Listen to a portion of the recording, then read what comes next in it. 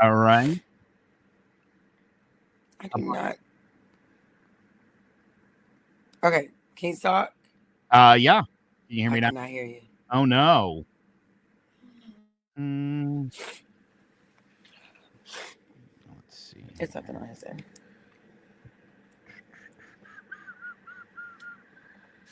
How about now?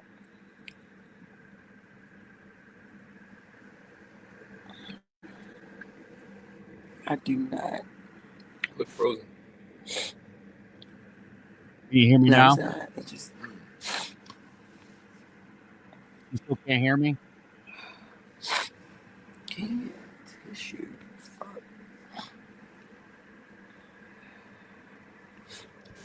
How about now? Can you hear me now? Nope, nothing yet. Damn.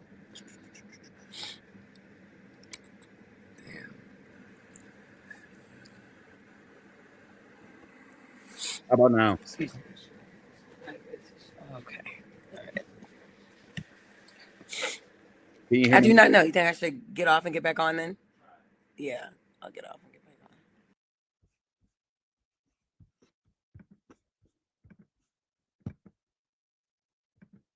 Test, test, test.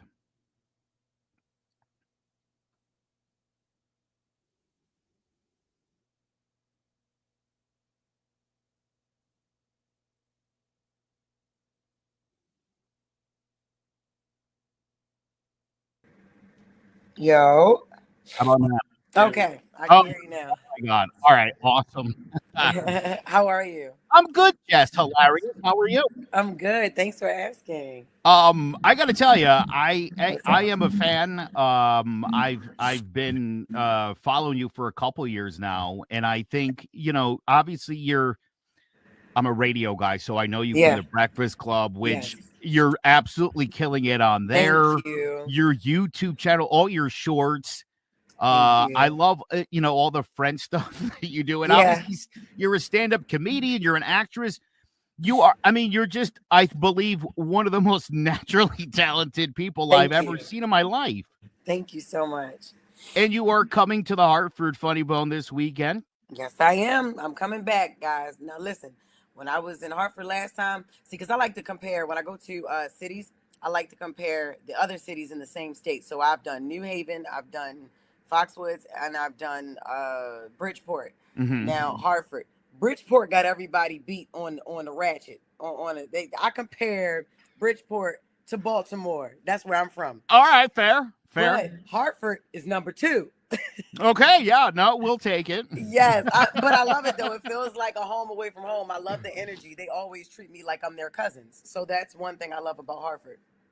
Yeah, well, we're excited to have you back in Thank you. town. Obviously, you're very well known, throughout.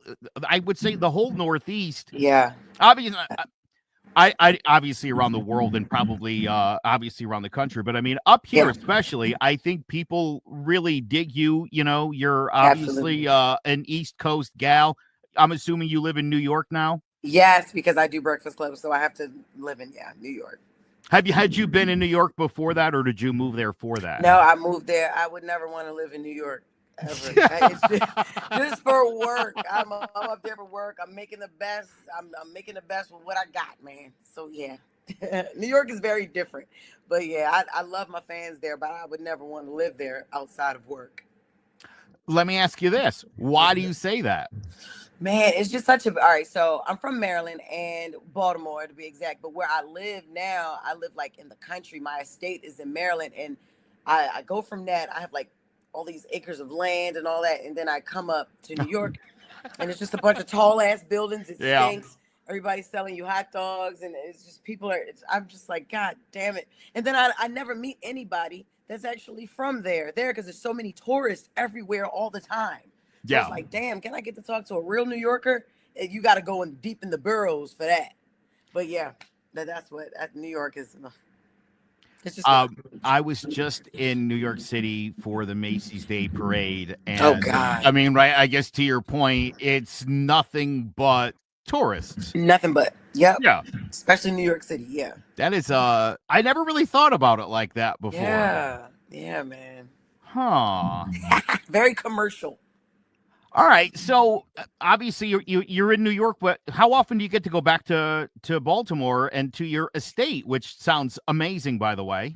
Thank you. Thank you. It is actually amazing. That's why I can't wait to get there every chance I get. So when I get like obviously we have breaks. We're on the same schedule as like federal holidays. We take those off. I go there. Like for instance, we got 2 weeks off in December. I'm flying home when I'm off of work. When I don't do comedy on the weekends, I go to my estate. Like I'm there pretty frequently, but just not long because I have to be obviously in New York from Monday to Friday. But yeah. Oh, I love that, man. You're Yeah, me balling, too. Jess. You're straight up balling at this point, huh? I am, man. I'm balling. You know. So, my God, yeah. Wow. I'm so impressed already. Look, again, I think someone who's as naturally talented as you, and again, who has made your name across multiple mediums. Yeah. You have a huge following on Instagram. Mhm. What is it like, obviously, to hit it big? You know, I mean, I know you obviously worked the circuit for a long time to Yeah. hit it big. What is it like to suddenly, I mean, I assume whatever you want, Jess Hilarious can have. Yeah. Yeah. It's big, man. It actually is. It honestly is surreal. Sometimes I was just talking to somebody about this earlier. I'm like, man, sometimes I can't believe how far I've come. Little young girl out of Baltimore City. Now I'm able to do the opportunity is limitless, right? I didn't expect to have such a big fan base that loves and supports any and everything that I do, man. Right, wrong, and different. Like they love me so much. I never really thought that I would be here right now doing this because I didn't plan to be a stand-up comedian. I literally just always been funny, like I swear. But I kept like man, I was scamming, I was, and stealing and everything. Then my mom was like, look, you got to do something else. Like you got to go to college. Went to college for a semester, took up mortuary science because I didn't have to deal with people, but I didn't realize dead bodies move. And then I ended up on the stage. Boom. That's Oh, just what that wow. was. No, so I mean, look, I think that's great, right? You go out, you get a little life experience. You're Yep. like, that sucks. Yesterday, I talked to Gerald Kelly. Oh, yeah. Yeah. I know you know him. And I Yes. also talked to a musician, Gary Hoey. Oh, okay. No, I don't know And him. so, right, here's the thing we were talking about. Because, right, Mhm. I've been doing this for 30 years. I've never worked a real job. Wow. Right. That's I mean, amazing. and I feel like for you, right, for all intents and purposes, right, I mean, we do what we love. We're Yeah. entertainers. We're naturally funny people. Yeah. And so to not have to actually work for a living and to just Right. sort of do what we do, I feel like, number one, I mean, it's obviously incredible. Number two, they say like time flies and people like, oh, just it. Yeah. I feel like especially in doing what we do, it Yeah. feels like everything happens so fast. Yes, it does. You look up. I listen, and I can attest to that. I had a baby. My daughter's a year and 4 months. Man, it seems like I literally was. It doesn't. I'm looking at her, and on her birthday, I'm like, yo, you're already one. Like I went straight back to work. So it's like the time is flying, and then I'm even breastfeeding. I had her on the road, then I'm writing my book, and then I'm doing my own merch, and then I got married, and then me and my husband, we started a foundation. It's like everything is moving so quick, but when you're doing what you love, you have no what is it, no concept of time. It's just going. And so that's the beautiful thing about it. But sometimes it moves so fast where it's like, damn, now when it's time to reflect, you're like, oh snap, I did all of this and I didn't really get to live in it because I've just been going. Right. Yeah. I turned 50 this year. My 25 Yo, you look good for 50. Oh, thank you. I appreciate that. No, seriously, you know how white people age. I'm not used to looking at 50, but yo, you look freaking good. What the hell? I appreciate that. I'm Portuguese, so I'm on the Okay. fringe of white, fortunately. So yeah, it has worked out. But my daughter's 25. She just got married last weekend. Oh, congratulations. Thank you. To you. You're a father-in-law. Yes. Great dude. Oh my God. I Amazing. love this guy. He's really amazing. But Oh, right again and my son turned 10 this year, like 50, okay. 25, 10. She got married, right? Big birthday for me. Yeah. Right. And again, it's this idea of like, oh my God, this kid's already 10. Yeah. I remember when my daughter was 15 and he was born, and holy smokes. By the way, congratulations to you on both the Thank you. baby and Thank you. on also getting married. That's Thank awesome. you. Thank you. Who's the guy? How long have you been with your husband? Man, this is crazy. So his name is Christopher Tolliver, and he didn't. I pulled him at a bar, and I literally was just like, I thought he was just gonna be, a little sex buddy, something to do, and then he like wooed me, courted me. A year later, proposed, and then a year I'm pregnant, I have a baby, and then we're married. Amazing! It's amazing. It's the funniest, most captivating, most romantic love story that you would never think you would hear Jess Hilarious telling. But yes, You are something else. I yes. love you. I really do. I think Thank you're you. fantastic. Also, I know your last name is Moore, and Yeah. you do the bits. What is it? The more you don't know. Yeah, the more you don't know. Yeah. What a great again. I mean, I think for your fans again, right, to be able to Mhm. just connect with them and give them like the real you, and Yeah. how cool is that? Man, it's so great because I never saw a female comics stand-up journey documented, so I love to give my fans an inside peek on like what I'm doing, like even me breastfeeding between shows, and then my husband coming on tour, stopping his business to come on tour with me to make sure his daughter's good, and then even his mom. I have the best mother-in-law that she came on as the nanny so my husband can get back to work and do what he does best, and then so the family dynamic is crazy. It's great, but it's crazy because here's the crazy part. Then my son, he's 13, his dad, we're like brother and sister, which people find weird, Yeah. by the way, but it's like, no, this is like really my brother, and he and my husband are like this. They're cool. They help each other with Ashton, and man, I That's could not great. ask for a better village. It's amazing. So giving my fans an inside peek of the more you don't know, um, it's amazing. It's my last name, but I also added my husband's last name. So now I'm more Tolliver, but the series, the more you don't know, I think it was brilliant because my fans are always like, yo, we never see your shows. You're the only comedian that doesn't post their content. You're the only comedian that we don't really see unless you're doing skits or a video or you're at Breakfast Club. But it's like, that's for a reason because everybody shows that. So I wanted to make it a little bit more exclusive, and that's why it lives on YouTube, and I don't post it on Instagram. You know what I mean? Yeah. Well, right. I mean, I think that's an experience. That's something you Yeah. want to see it. Come and Yes. get it. Yes. And again, here's I think one of the other things I really dig about you. I mean, right? Every medium has its reward. I mean, if you Yeah. follow me on social media, you get this, right? If you Yep. follow the more you don't know, you get to know, the real Jess. You got it. If you want to hear what I have to say about pop culture, listen to the goddamn Listen to- radio. That's right. So Yep. why would I give you my comedy on another platform? You want to see what I got to say? Come see the stand-up show. Exactly. Listen, you got the math down so perfectly. People don't understand. It's like, yo, it's gonna be different versions of Jess everywhere. You're not gonna come to my comedy show and hear the same thing you hear me say on Breakfast Club or in Jess with the Mess, because that's strictly stand-up. That's a part that you get into my life because it's raw. My stand-up is about my experiences. You know what I mean? So people can't steal that. People can't like you can't emulate that. Like, I'm just the raw version on stage. And then like you just broke it down perfectly. Radio, I talk my ish. I get paid to come in, talk my ish with my other co-hosts about pop culture, whatever, politics, what have you. And then the more you don't know is Jessica Robin Moore Tolliver. That's the part that almost nobody sees unless you go to YouTube. What's the book that you're writing? What's that going to be about? Is that about your journey? Yes, it's actually about it's a co-parenting memoir. So the crazy dynamic I was just telling you about between my first kid's dad, his name is Jerome. We had a series that we developed over the pandemic, right? And it's called Co-Parenting Therapy, where people always want to know like how me and Rome got like strangely close, and we're not intimate. We're not intimate with each other. We're past the feelings of it all. We don't have any other ties other than just co-parenting and being like really, really good friends and family, right?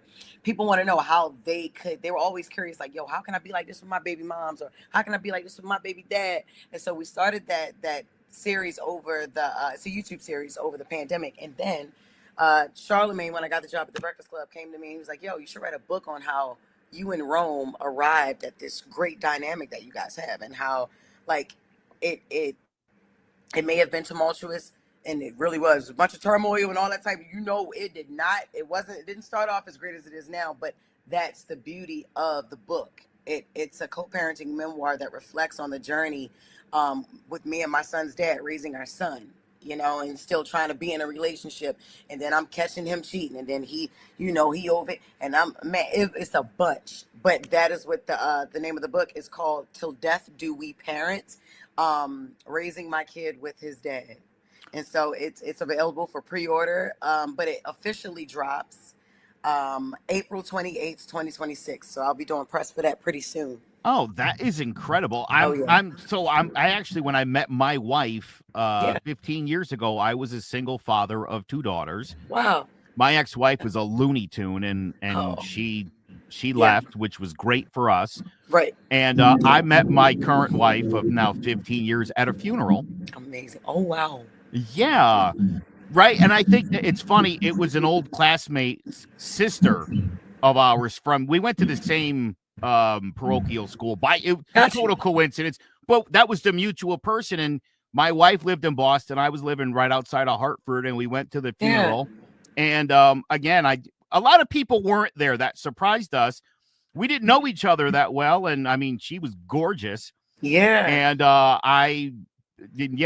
so you got her, man. Like, yeah, so dope. and she adopted my 2 older daughters, and they, my wife took her, she's Fritz Aguirre, and so my 2 older daughters changed their name to match hers. Oh, and now we had two more children. So I totally get that, because and it's funny, for the first couple of years, my ex-wife and I, before she finally flew the coop, I mean, we got along really well. Okay. Again, the idea, like, we have these 2 girls, let's work together. Yes. There's no animosity here. I'm done. Right. You're done. Let's. Right. And it was going well, literally, until I met my wife. Right after that, and then again, she, about a year and a half later, moved far, far away, and nobody talks to her here anymore. But Jesus. Well, I love that you guys have that situation, so I can appreciate that probably more than anybody else. I'm really looking forward to reading that. Please do. I'm absolutely just ecstatic over here hearing that your 2 girls, they got their mom. You know what I'm saying? They got a mom, and then you guys. So you guys have 4 kids now. Is that 4 girls? 3 girls, and then my son is the last one. He's 10. I was gonna say, are you driving yourself crazy with 5 women in the house? But no, it's okay. It's better. My man helps balance me out, which is funny too, right? My son is 10 years old. Okay. And I grew up in the 90s. I love alternative rock music. That's this station that I'm on currently. I was also a huge hip hop fan. So Dre, Snoop, Tupac. I was more of a West Coast guy. I mean, obviously love Biggie, but so the last year at the Super Bowl, I actually had fallen asleep during the game. I missed Kendrick's halftime show, and I woke up like middle of the 3rd quarter, right? And I start watching the game again, and I go on Twitter just to kind of see what's up.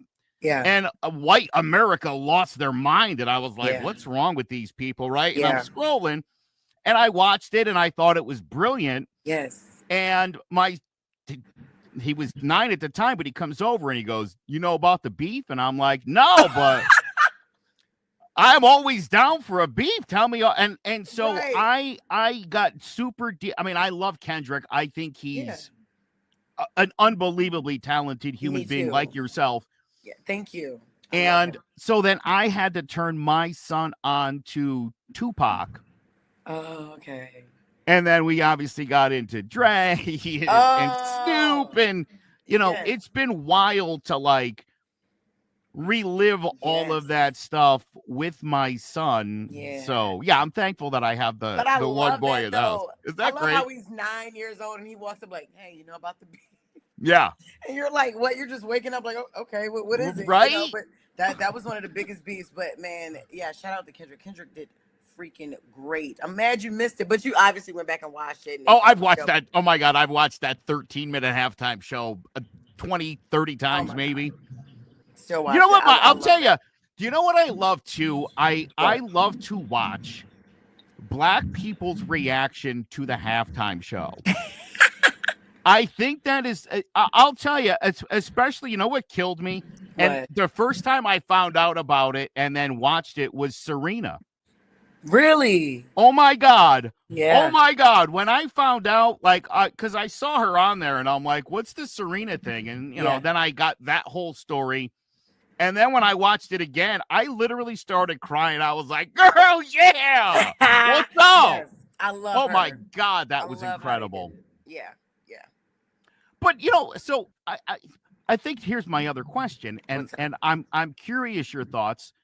I would love to hear what the Breakfast Club had to say about it at the time, but white America obviously lost their mind over that halftime show. Mm-hmm. And as I said, I've watched it so many, I don't understand. I mean, outside of everybody being black, what could they have been upset about? Man, I think the Samuel Jackson piece, because listen, you got to know, like, Kendrick is very calculated, right? And he's very intentional, and he has hidden messages in every single part of that 13 and a half minutes, man. And I think people were more so upset. I think where the white people had got upset was when the how he had Samuel Jackson playing Uncle Tom, I believe. Uncle Tom or Uncle Sam or somebody. Uncle Sam, yeah. Yeah, Uncle Sam, sorry. Uncle Sam. And man, I think his depiction of what Uncle Sam was, white people were like, "Oh no, wait a minute, no. Like, don't try to act like this is how we are. You're gonna portray us like that. Like, we don't like the noise, or like we don't." You know, I think people were offended at that. But you know what? Me and my husband went to the GNX tour because, you know, Kendrick shortly after went on tour with SZA, and we're in there and we're looking around. We were at MetLife Stadium in Newark, New Jersey, man, and we're looking, and it was what, 80% white, 75% white, and these people are mouthing these lyrics, and from top to bottom, they know every single song. That's why I'm like, why were they upset when Kendrick, I think, have just as many white fans as black fans? Like, these people love him, and he loves them too. You know, he just reps for his culture real heavy, man. He appreciates being black. He loves it, but everybody loves this man. So I didn't understand why white people were up in arms. It was like a few black people up in arms as well, but it's like, I loved it. I think he killed the beef. He killed Drake twice, 3 times, 4 times, keeps killing him. And then the fact that Drake just lost this lawsuit is an even more big slap in the face for Drake. Man, Drake has so much work to do, man. Yeah, he's done, right? He can't. I mean, the lawsuit is what ended up. I mean, like, even if he just took the L with the beef, it's like, all right, cool. Rappers, Drake is still one of the greatest artists. It's like, yo, he's not taking anything from your artistry or what, you didn't lose anything, but the beef. Like, you just lost against, you can't beat Kendrick in rapping, but you know, going bar for bar in a beef. But when he got so bitter, he filed a lawsuit, you know, and he's doing all this, and then all for a year later to lose it, it's like, ugh. Oh man, yeah.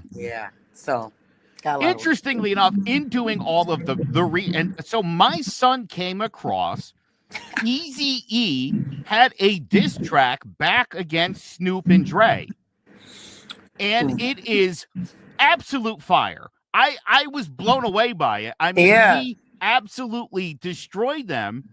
It was the first time I'd ever heard it, and it was a 30-year-old song. Man, I'd never heard it. I didn't even know that. Look it up. Oh my God. I wish I remember the name of it, but it's, you know, oh my God, he absolutely destroys them back, but it was already over.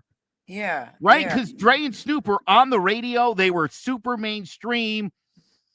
And it was over, and I heard this track, and I'm like, oh my God, if this would have been on the radio, Yeah.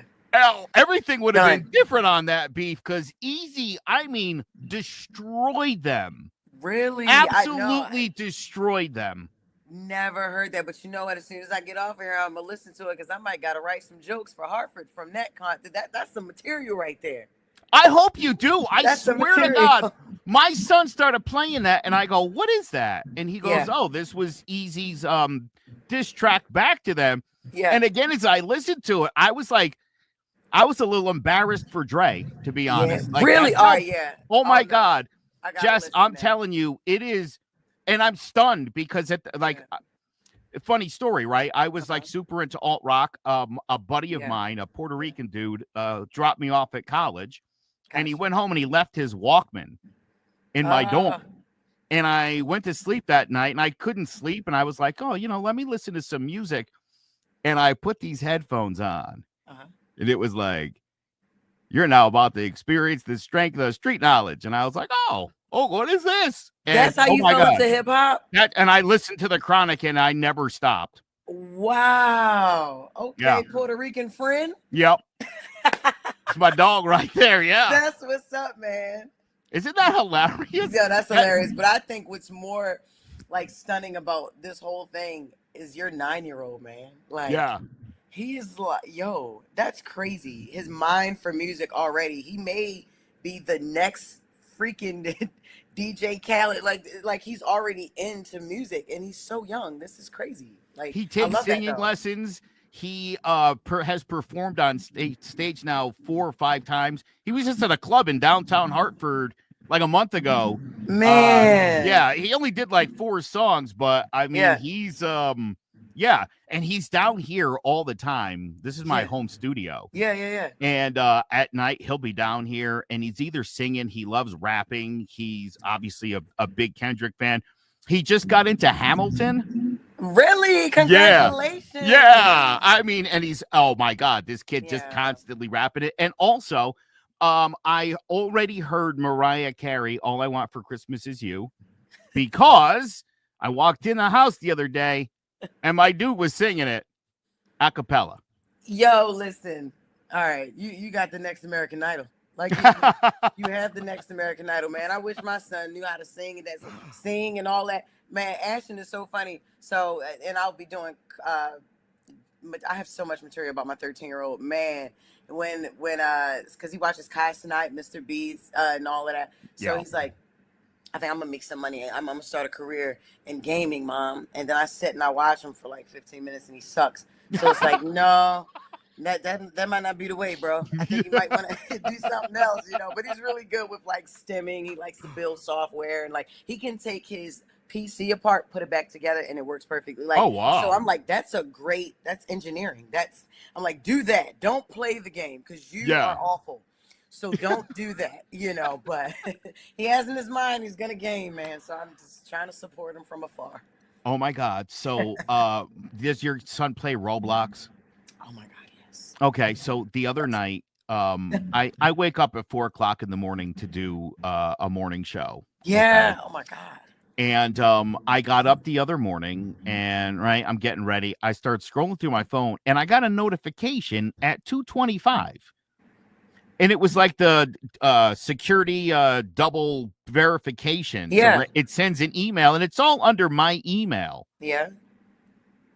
And so after school, I go, dude, what time were you on that computer till last night? He goes, 11. No. Try again. Yeah. He goes, maybe at like 1. I go, how about 2:25?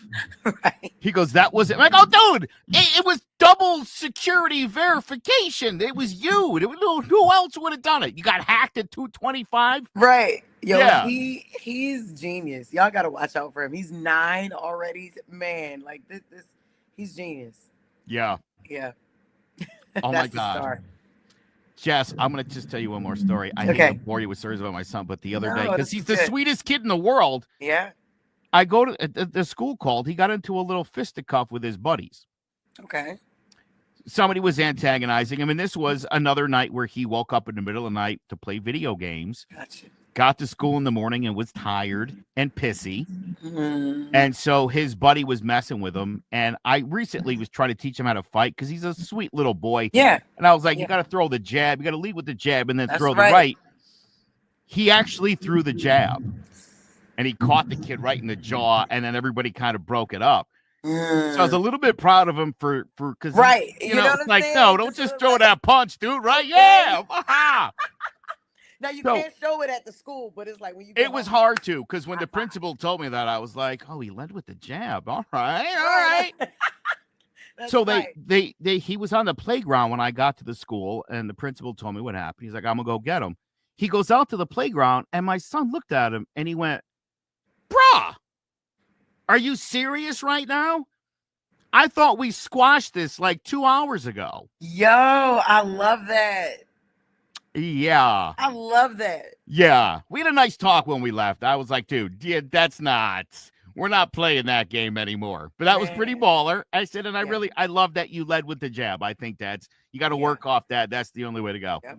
Sometimes that's the only time that's the only thing that he has to do sometimes to let people know I'm sweet, but I got a sour side too, and I'll knock your ass out. That's what I've always taught my son, man. So hence the bad parenting tour that I'm on. I didn't even say the name of the tour. So it's called Bad Parenting because it's a bunch of jokes about me parenting badly, me and my brother Desi Alexander, man. Oh my God. So this weekend at the Hartford Funny Bone, y'all gonna hear all about that. I loved hearing these stories with your son. This Jess, is I amazing. feel like I could talk to you for a day. I could Hell just yeah. sit here and talk to you forever. You seem like, and again, I'm going to assume because of how your career is gone and because of your amazing co-parent, you must just be an unbelievable person to be around. I Yeah. think Jess Hilarious, that's just you. I think you're just Yes. a cool, fun kind of person. I am. And I'm envious of that. Thank you, man. Thank you, man. I appreciate it. Oh, my God. All right. 2 shows Friday night, 2 shows Saturday night. Get your tickets at hartford.funnybone.com and make sure you follow Jess on everything. Jess Hilarious Everything. Official. I'm subscribed to your YouTube channel. Thank you. I highly suggest people get up on that. Thank you. She's on the Breakfast Club, a competitor of ours, but that's okay. I'm going to plug her anyway because she is Thank you. just that amazing. Thank you. Jess Hilarious, I appreciate your time today. I look forward to seeing you this weekend. Thank you so much. You need to come because you can get some material. You can get some material too for the radio. So make sure you come in. And I would love for you to hear all the crazy stories about my son because now I know so much about yours. So thank you so much for your time, man. Oh, you're the best. I'm going to Thank hit Fred you, up. too. I got to definitely come see you this weekend. Damn right. You're the Thank best. you.